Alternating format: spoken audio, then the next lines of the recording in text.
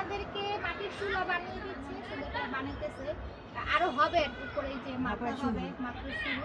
তো এই ঘর তো করা হয়েছে, একটু একটু করে আমি ব্লগে শেয়ার করছি আমার আপু ভাইয়াদের সাথে। আর এখন হচ্ছে চুলার কাজ চলতেছে, এরপরে আরো ফিনিশিং এর কাজ বাকি আছে, এরপরে ইনশাল্লাহ হচ্ছে নতুন কিচেনে আমাদের রান্না করা হবে। আর যখন হচ্ছে ফিনিশিং হবে, সব কাজ শেষ হবে, তখন আপনাদের সাথে ইনশাল্লাহ শেয়ার করবো। এখন তো অর্ধেক পর্যন্ত কাজ হয়েছে, দেখা যাবে। কাজ করতেছে, আগুন দিয়ে দিছে অলরেডি।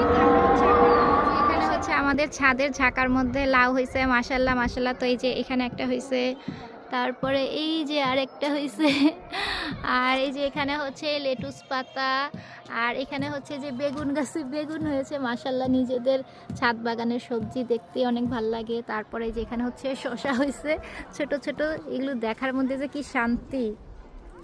আর এই যে আমাদের হচ্ছে এখানে ছাদের যে ঝাঁকাটা সেটা, আর ওই যে ওখানে হচ্ছে নানু আমার কিচেনের কাজ করতেছে, চুলা বানাচ্ছে। আর এই যে ছাদ, অনেকে জানতে চায় এটা কি আমাদের নিজেদের বাড়ি কিনা। জি আলহামদুলিল্লাহ, এটা আমাদের নিজেদের বাড়ি।